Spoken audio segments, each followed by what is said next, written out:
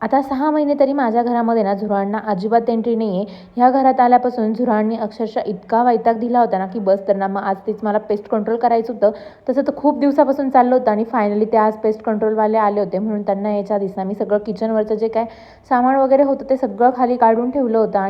2-3 दिवस गावाला गेल्यामुळे ना मला घरामध्ये आल्यानंतर ना झुरळच दिसत नव्हते आणि आजच पेस्ट कंट्रोलवाले येणार होते.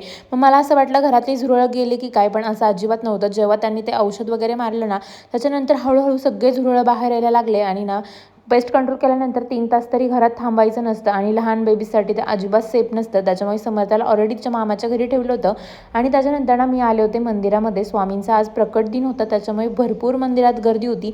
मग तिथेच थोडा वेळ बसले, स्वामींचं दर्शन घेतलं, ध्यान केलं आणि त्याच्यानंतर ना संध्याकाळच्या वेळी मग काय किचनमध्ये काही बनवायचं नव्हतं म्हणूनच ना बाहेर जेवायला गेलो. आधी तर ना धुरंधर मूव्ही बघायचा होता आणि तो हाऊसफुल होईल म्हणूनच ना आधी आम्ही तिकीट घेतलं, त्याच्यानंतर जेवण केलं. आणि धुरंधर पार्ट फर्स्ट जसा जेवढाच मोठा आहे ना, तेवढाच सेकंड पण भरपूर मोठा आहे. म्हणजे जवळपास ना 9:30ला शो सुरू झाला होता, तर 1 वाजला होता शो संपायला. त्याच्यामुळे भरपूर उशीर झाला होता, पण छान आहे पिक्चर.